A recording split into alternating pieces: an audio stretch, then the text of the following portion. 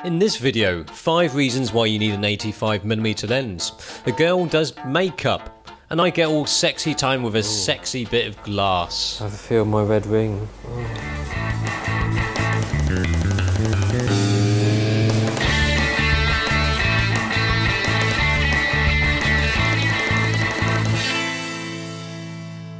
Last time we gave you 5 reasons why you should get a 35mm lens and also a 50mm lens.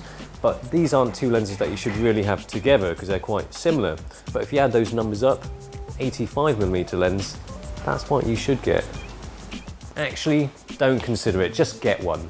Today we're shooting at Launch Studio with Belle, doing before and after shots. If you're into portraits, then this is probably the first lens you should consider. Actually, you don't really need to get this lens, the 85 1.2 L2, because we're shooting with flashes anyway, so we're not going to use 1.2, and it's bloody expensive as well. But I just have to have it. I mean, look at that sexiness. Ooh, I feel my red ring. Ooh. Look at that, 1.2. You can see all that 1.2 action right there. And we've gone for other cheap equipment as well. We've gone for bronze colour. Oh, check this out. It's Morse code, isn't it? You can do Morse code with this. Check that out. Recycle time in your face. Well, the first reason why this is winning is because it's not too long and it's not too short. That's what she said. But that means that this is incredibly versatile for portraits because you don't have to get too close and not too far away. In a studio like this, it means you can get full body shots without needing to knock down a wall. Yeah, it gives you enough space between you and the model when you're doing headshots. Okay. Thankfully, Belle has volunteered to do a before and after shot to show what makeup does to transform the look. I think it's all the lens, but there you go. We're going to show you pre and post fleshy processing, aka makeup on a model. Unless you're shooting the back of a bus, you probably don't want your subject's face to look like the back of a bus. So that's why you have an 85mm lens, because it just looks right.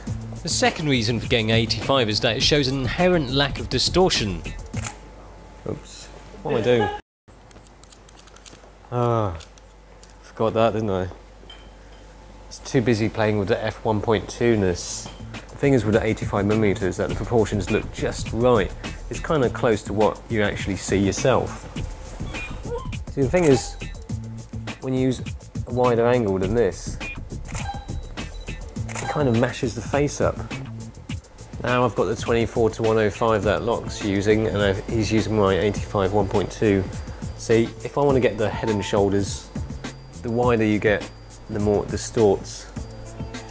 Let's go to 35. I'm practically in the shot now. And then let's just go to 24. The wider lens you get, thus the closer you have to stand to create the same perspective. Things close to the lens gets pulled in, making things look bigger. The bits further away are sort of pushed away. Then you end up getting a shot like you should see in a cute puppy calendar. That's what it does. It makes people look like Picasso paintings. So we're taking the 85 back. You probably can't focus this close now. And the third thing that's good about an 85mm lens is the compression you get with a short telly. With a wide angle, it brings a lot of the background into the shot. It sucks it in like a super Dyson vacuum. But with this, it kind of compresses it, keeps it nice and tidy. Oh, sexy piece of gear on top of this. Check that out. Transmitter from Canon, speedlight transmitter. That works with a flash, which is good, isn't it? Oh look, this is exactly the same, so you know where to press the buttons, isn't it? So you can control everything on this transmitter on the right. Well, not everything. Isn't it? You can't control the zoom, so you still have to go to the flash to do that. But of course things don't look as tidy out here. Look at that. Look at that crapness. Ugh, rubbish.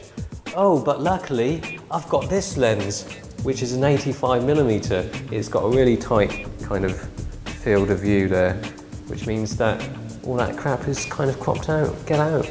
With an 85mm, it's quite easy to keep things tidy with the composition, even if the background is pure fugly.